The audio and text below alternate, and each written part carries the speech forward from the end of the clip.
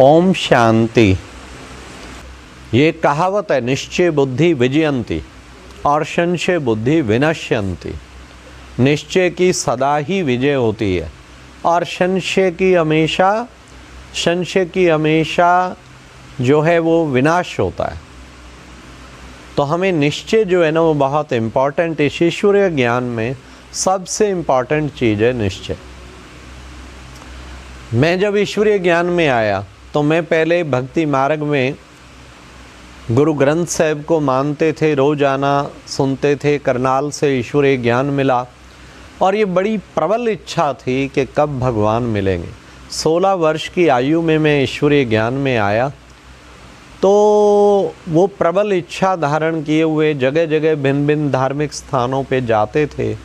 यहाँ जब ईश्वरीय ज्ञान मिला एकदम निश्चय हो गया और निश्चय हुआ तो उससे मेरे जीवन में पूर्ण परिवर्तन हो गया। 3 बातों पर जो मुझे निश्चय हुआ उसने मेरे जीवन में ज्वलंत परिवर्तन लाया। 3 बातों पे निश्चय, वो कौन सा? एक निश्चय मुझे बहुत पक्का हुआ जब ये समझ में आया कैसे भगवान धरती पर आ चुके हैं और पिता श्री ब्रह्मा के तन में आके ईश्वरीय ज्ञान सुना रहे हैं। तो ये निश्चय होते मुझे खुशी का पारावार नहीं रहा। मैं कहा जीवन की अल्टीमेट गोल हमने प्राप्त कर लिया और हमें चाहिए क्या? स्वयं भगवान हमें मिल गया। ये तो बहुत बड़ी उपलब्धि है। इतनी खुशी हुई, पैर धरती पे नहीं थे। दूसरा, जब ये समझ में आ गया, सबसे बड़ी बात है इन सब चीज़ों की मुझे अनुभूति भी हुई। योग में मुझे शिव बाबा की बहुत सुंदर अनुभूति हुई। दूसरा निश्चय, जब ये मुझे पक्का निश्चय हो गया कि बहुत ही सुंदर दुनिया, ईश्वरीय, वो बहुत सुंदर दुनिया, दैवी दुनिया, सतयुगी दुनिया, देवी देवताओं की दुनिया सामने आई, मुझे बिल्कुल लगे जैसे लक्ष्मी नारायण की दुनिया, स्वर्ग, उसमें जैसे घूम रहा हूँ। मुझे इतना नशा चढ़ गया, अरे भाई मैंने सोचा था जीवन में डॉक्टर बनूंगा, इंजीनियर बनूंगा। ये थोड़ी पता था हम भी देवी देवता बन सकते हैं, हम भी नारायण समान देवी देवता ऐसे बन सकते हैं। इतना नशा इस बात का चढ़ा मुझे। मैंने कहा अरे वाह भाई वाह, ये तो बहुत ही बड़ी लॉटरी खुल गई। और तीसरा निश्चय विनाश का मेरे को बहुत पक्का हो गया कि सृष्टि का विनाश बहुत निकट है। फिर किस चक्कर में हम दिन रात पड़े हुए हैं जबकि समय ही बहुत कम है। इसलिए हम किस लिए इतना बारूद, इतना एटॉमिक पावर तैयार है जो ऐसी तो 200 दुनिया ख़त्म हो जाएं। अब ये कोई सतयुग में तो जाएंगे नहीं बमबादी, ये तो कलयुग की सामग्री है। इसलिए शिव बाबा ने जब ये विनाश की बात बताई तो मुझे ये भी पूरा निश्चय हो गया। तो मैं समझता हूँ आपके भी अगर 3 निश्चय पक्के हैं आप बहुत आगे निकल जाएंगे। फिर भी निश्चय मैं मुख्य कहूँगा, विशेष हम कई बार सुनाते हैं कि 4 प्रकार के निश्चय बहुत जरूरी हैं। तो सबसे प्रथम निश्चय है स्वयं पर निश्चय। स्वयं पर निश्चय माना सेल्फ में पूरा निश्चय हो। मैं विजयी रतन हूँ, मैं भगवान की विशेष आत्मा हूँ, मैं महान आत्मा हूँ। कभी भी अपने आप को सिंपली ये नहीं समझे मैं आत्मा हूँ, हमेशा उसके साथ विशेषण जोड़ें। मैं महान आत्मा हूँ, मैं श्रेष्ठ आत्मा हूँ, मैं विशेष आत्मा हूँ। ये एक जब आप जोड़ेंगे तो उससे आपको एक अंदर निश्चय और नशा रहेगा। तो इस तरह निश्चय अंदर में पक्का रखें, मैं महान आत्मा हूँ, मैं श्रेष्ठ आत्मा हूँ। तो इस निश्चय से हमारे अंदर बहुत खुशी होगी। जैसा मनुष्य समझता है, साइकोलॉजिकल ये कहते हैं, जैसा सोचता है, जैसा समझता है वैसा ही बन जाता है। तो कभी भी हम अपने को साधारण ना समझें। मैं यूनिक हूँ इस दुनिया में, मैं महान हूँ, ये अंदर सब कॉन्शियस माइंड में अच्छी तरह बिठा लें तो आप वैसे ही बन जाएंगे। मैं इस पे आपको एक छोटा सा वो सुनाना चाहूँगा दृष्टांत। कहते राजा ने अपनी पुत्री का स्वयंवर रखा और शर्त ये थी जो इस धनुष को तोड़ेगा उसके साथ में अपनी पुत्री का स्वयंवर होगा। बड़े बड़े योद्धा, महायोद्धा, राजकुमार, महाराजकुमार सभी ने आए, डेट टाइम जो फिक्स था, और उस दिन सबने प्रयास किया, लेकिन अरे तोड़ना तो छोड़ो, वो किसी से धनुष हिला भी नहीं। अंत में एक दुबला पतलिया राजपूत, राजन मैं भी प्रयास कर सकता हूँ, कि क्यों नहीं, आज तो सबके लिए ओपन है। मेरी एक शर्त है कि मेरे साथ एक भाट होगा, वो एक गीत बोलेगा, उसको सुनते सुनते मैं प्रयास करूँगा। मुझे कोई आपत्ति नहीं, फिजिकल रूप से वो आपको मदद ना करे, नहीं, वो बिल्कुल नहीं करेगा। दोनों मैदान में आ गए और राजपूत के साथ भाट ने गीत बोलना, उन्होंने कहा गीत बोलेगा, वो गीत बोलना शुरू किया और गीत उसकी महिमा का इतना सुंदर था। ऐ राजपूत, महाराणा सांगा की संतान, महाराणा प्रताप का खून तेरी बाजुओं में घूम रहा है। ऐसे सुनाते सुनाते सुनाते उसको इतना ज़्यादा रोंगटे खड़े हो गए, इतनी शक्ति आ गई कि उसने उठाकर वो धनुष तोड़ दिया। अब ये मिरेकल कैसे हुआ? कैसे हुआ? निश्चय से उसको याद दिलाया गया, तुम कौन हो, कितनी बड़ी महान शक्ति हो, किसका खून आपके अंदर घूम रहा है। तो उस स्मृति से ही वो जब उसका स्वरूप बना तो रोंगटे खड़े हो गए और शक्ति आ गई। हनुमान जी कभी कभी छोटे बन जाते थे, फिर उन्हें शक्तियां याद दिलाई जाती थी। जामवंत जी कहते थे, ऐ हनुमान तुझे ये शक्तियां मिली हुई हैं, तुम कुछ भी कर सकते हो। फिर वो जय श्री राम और करता था और पूरा पर्वत उठा लाता था। ये है स्वयं पर निश्चय। आप अगर अपने को समझेंगे मैं भगवान की संतान, शिव बाबा का बच्चा और बहुत महान आत्मा हूँ, अति शक्तिशाली आत्मा, ये विकार मेरा क्या करेंगे, तो आप वैसे ही बन जाएंगे। दूसरा निश्चय फिर भगवान पर निश्चय। पहला था स्वयं पर, फिर है बाबा पे निश्चय। बाबा पे निश्चय भी हमारा अटूट चाहिए। बाबा पे निश्चय, अरे कौन सर्वशक्तिवान, वो मेरे साथ है, फिर चिंता की क्या बात है, पल पल वो मेरे साथ खड़ा है, फिर मैं किस लिए इतना चिंता कर रहा हूँ, मैं चिंतित क्यों हूँ इतना, पल पल वो मेरे साथ खड़ा है। उसने कहा कि बच्चे तू चिंता मत कर, मैं बैठा हूँ, तो फिर मैं क्यों चिंता करूँ। ये दूसरा निश्चय है। बाबा पे इतना अटूट निश्चय चाहिए, कैसी भी परिस्थिति हो, लेकिन बाबा मेरे साथ है तो मेरा कुछ नहीं बिगड़ सकता। ये अंदर में 100% निश्चय चाहिए, तो हम निश्चय बुद्धि फिर विजयंती। अर्जुन कभी कभी भूल जाता था, फिर उसे याद दिलाया जाता था, अर्जुन तेरा सारथी कौन है, फिर उसे आता, अरे भाई स्वयं त्रिलोकीनाथ, शंभु भगवान, वो मेरे साथ।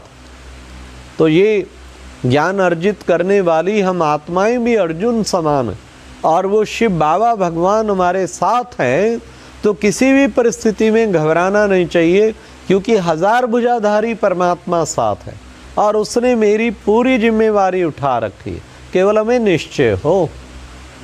एक दंपति एक नौका में जा रहे थे, रास्ते में बड़ा तेज तूफान आया, नौका कभी इधर डोले कभी इधर डोले, और बीच में बस पूछो नहीं, कभी इधर कभी उधर, जैसे कि तूफान में डूबने ही जा रही हो। तो उसकी पत्नी कहे, हाय देखो हम डूबे के डूबे, और पति उस शिव बाबा की मस्ती में बैठा हुआ था। दोनों ही शिव बाबा के ज्ञान में थे, लेकिन पत्नी का कम निश्चय था। तो ऐसे ही कई बार ऐसा हुआ, 4 बार डूबते डूबते समझो बचे, आखिर नैया पहुंच गई, और फिर जहां पहुंचे तो पहुंचते ही घर में कहे, शिव बाबा पे तो मुझे भी निश्चय, ये बता तू कैसे मस्ती में बैठा रहा? बताऊंगा। आखिर 3 दिन के बाद अचानक म्यान से तलवार निकाली, उसके सिर पर रख दी नंगी तलवार। वो हंसती जाए, चलाओ। फिर निकाली बड़े क्रोध में, लाल सूरख हो गए, फिर रख दी कि चलाओ। फिर निकाली, फिर रख दी कि चलाओ, और हंसती जाए कि ये बता, ऐसा क्रोध स्वरूप में मैंने कभी ऐसा नहीं किया, तुझे डर नहीं लगा? कि प्रिय, मुझे विश्वास है कि तुम्हें मेरे से इतना प्यार है कि तुम इस तलवार को नहीं चलने दोगे। तो उसने पूछा कि ऐसा क्रोध स्वरूप में मैंने कभी भी आप पे नहीं किया, क्या तुझे डर नहीं लगा इस पे? उसने कहा कि नहीं, मुझे पूरा विश्वास है, तुम्हें मेरे से इतना प्यार है, तुम ये तलवार नहीं चलने दोगे। यही तुम्हारे प्रश्न का उत्तर है। मैं उस वक्त बहुत उस शिव बाबा के प्यार में डूबा बैठा था, और मैं शिव बाबा को कह रहा था, बाबा तुम्हें मेरे से इतना प्यार है, तुम आज इस नैया को नहीं डूबने दोगे। तो ये है बाबा पे निश्चय। कैसी भी परिस्थिति में बाबा के प्यार में डूब जाओ, और शिव बाबा के प्यार में डूब के कहो, शिव बाबा तुझे मेरे से इतना प्यार है, तुम इस नैया को, तुम इस परिस्थिति में मेरे को नहीं हिलने दोगे जरा भी। और जैसा निश्चय होगा वैसा ही होगा। ये वरदान है संगम युग का। फिर तीसरा निश्चय, ड्रामा पे निश्चय। ड्रामा की भी कई बातें ऐसी आएंगी, कई सीन आएंगे जिसमें हमारा अवस्था ऊपर नीचे हो सकती है। अभी देखो, ड्रामा अनुसार जो कोरोना पीरियड चल रहा है, अब कईयों का इतना डिप्रेशन हो गया है, खासकर जो हमारे इंडियन साइकेट्रिक एसोसिएशन जो है, उन्होंने कहा है कि लगभग 20 to 30% डिप्रेशन के केस बढ़ गए हैं, भारत में भी विदेश में भी। क्यों?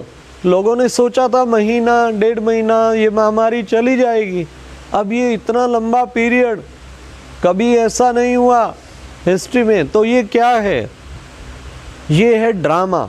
अब इस ड्रामा में कहीं हिल जाते, क्या होगा? अब तो लगता नहीं वो ओरिजिनल पहले की तरह सृष्टि रह पाए, सारा हिला दिया सृष्टि को।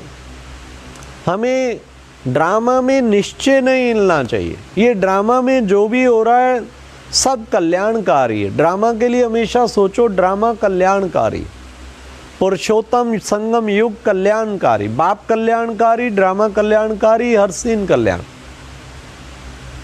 अब देखो, ये ना होता तो लॉकडाउन में साप्ताहिक कोर्स शुरू किया गया, आप ईश्वरीय ज्ञान में आए, तो ये ड्रामा कल्याणकारी निकला ना। आपको इतना अनमोल ज्ञान मिल गया जिसमें आप सतयुगी दुनिया में जाने के लिए एक अधिकारी बन गए। तो ड्रामा के हर सीन में कल्याण है। कईयों को इस पीरियड में इतनी बड़ी बड़ी अचीवमेंट की हैं जो लाइफ में नहीं की थी। कईयों ने बड़ी अच्छी अच्छी आदतें क्रिएट कर ली हैं। तो ये क्या है? ये है ड्रामा, कल्याणकारी ड्रामा। कभी भी किसी भी सीन में हम हिले नहीं।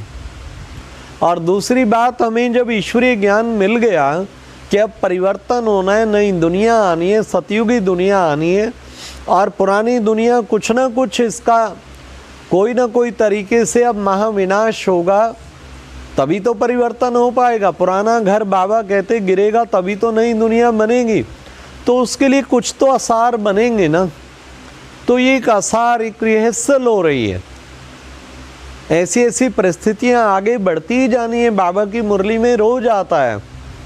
इसलिए हमें उसके अनुसार अपनी पुरुषार्थ की खूब तैयारी करनी है। और सच पूछें, ब्रह्मा कुमारी फैमिली में तो 12 लाख भाई बहनों ने पूरे जीवन में इतना पुरुषार्थ नहीं किया जितना इस उसमें किया, खास लॉकडाउन पीरियड में किया। हम भी ज्ञान मान सरोवर में होते तो यहाँ पर एक तपस्या धाम है। पिछले 10 शनिवार, हर शनिवार को 7 दिन सुबह 4 बजे से रात्रि 8 बजे तक, एवरी सैटरडे 16 कला संपूर्ण बनने के लिए 16 घंटे की भट्टी रखते हैं। योग तपस्या का प्रोग्राम और मेरी लाइफ में भी ये सबसे बड़ा अचीवमेंट हुआ है। इतना कभी भी मैंने इतना पावरफुल योग, शक्तिशाली योग लंबा काल किया तो है, लेकिन पहली बार मैंने पिछले 10 सप्ताह से एवरी वीक सैटरडे को 16 घंटा योग किया, जिसमें इतनी सुंदर अनुभूतियाँ हुई हैं जो जीवन में नहीं हुई। तो कितना कल्याण निकला, कितना। बाकी सब ने भी 1000 के लगभग भाई बहनों ने सारे इंडिया से, किसी ने 4 घंटा, किसी ने 8 घंटा, किसी ने 12 घंटा ज्वाइन किया। मैं तो आपको भी कहूँगा, आप नए हैं, चाहे 1 घंटा चाहे 2 घंटा ज्वाइन करें, कि योग एक सबसे इम्पॉर्टेंट चीज़ है जो कि विक्रमों को विनाश करती है और आत्मा को अति शक्तिशाली बना दे। तो ये है ड्रामा में निश्चय। इसी तरह चौथा निश्चय फिर है, वह है परिवार पर निश्चय। ये हमारा देवी परिवार है, ईश्वरीय परिवार है, इस पे भी हमें निश्चय पूरा होना चाहिए। तो सभी में कोई ना कोई विशेषता है, हमें हर एक की विशेषता से लाभ लेना है। मैंने सुना है आपने इंटरनेशनल डे ऑफ योगा पे सभी दीदियों के द्वारा योग कमेंट्री सुना, तो हर आत्मा में अपनी अपनी विशेषता है। और सरला बहन जी की भी शुभकामनाएं सुनी, हमारी भी सुनी, और अब भी बीच बीच में सुनीता दीदी जी आमंत्रित करती रहती हैं। सरला बहन जी भी बाबा की मुरली सुनाते हैं, मुरली भगवान की, और किसी के द्वारा भी कभी भी आप सुनते हैं इस निश्चय से कि भगवान सुना रहा है, तो आपको बहुत प्राप्ति होगी। और जो भी आपको कहीं से भी कुछ मिलता है तपस्वी भाई बहनों से, तो ये समझें कि ये हमारा देवी परिवार है, और भगवान के ये बगीचे के भिन्न भिन्न फूल हैं, और हर एक फूल में अपनी विशेषता, अपनी सुगंध है, और मुझे सबसे लाभ उठाना है। तो इन्हीं चारों प्रकार के निश्चय को हम परिपक्व करने के लिए रोजाना स्वयं में निश्चय बढ़ाने के लिए कम से कम 21 बार रोजाना मैं महान आत्मा हूँ, मैं महान 21 बार लिखें, और निश्चय से लिखें, और दिन भर स्मृति में रखें।